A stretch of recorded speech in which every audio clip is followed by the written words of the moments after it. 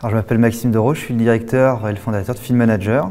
Field Manager, c'est une agence qui accompagne les e-commerçants pour distribuer leur catalogue produits sur des formats publicitaires sur Google, sur Facebook, sur Criteo, plein de plateformes publicitaires, mais aussi sur les marketplaces comme Amazon, Cdiscount ou e-commerce. Et on est présent dans toute l'Europe, en Amérique du Nord, en Australie et en Asie.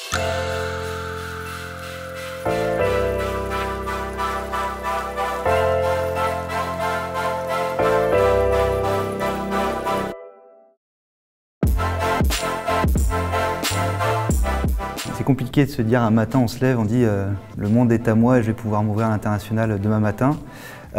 C'est d'abord par opportunité et d'arriver à ne plus avoir peur de le faire. Au début, par souci d'humilité, on se dit on ne va pas y arriver. Le marché français, c'est un marché qui est plus simple parce qu'il n'y a pas la barrière de la langue.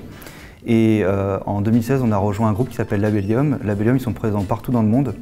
Et malgré nous, on a été obligés de s'internationaliser, d'abord en Amérique du Nord, parce qu'il y avait une vraie demande sur notre service. C'est comme ça qu'a commencé l'histoire de Field Manager à l'international. La sauce prend quand même bien dans la plupart des pays dans lesquels on est allé. La méthode que l'on a et l'approche que l'on a par le catalogue produit sur le marché aujourd'hui est très peu répandue dans d'autres pays, même aux États-Unis où ils sont extrêmement en avance sur plein de sujets au niveau du digital. Il n'y a pas de société experte qui propose exactement ce que l'on fait. Donc on a une approche assez particulière qui fait que quand on arrive avec un service aux États-Unis, en Australie, même en Chine ou au Japon, on a du temps à expliquer pour pouvoir expliquer ce que l'on fait, mais une fois que c'est compris, c'est rapidement intégré, on arrive à lancer nos process de travail assez rapidement et ça se passe plutôt bien.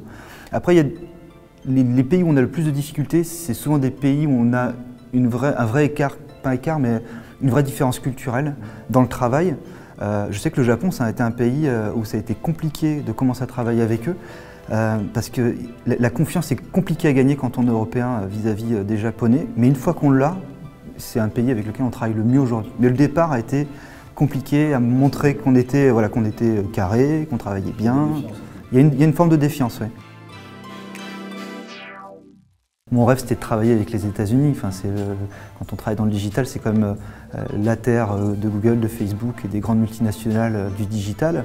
Mais c'est extrêmement enrichissant de travailler avec toutes les cultures, même en Europe.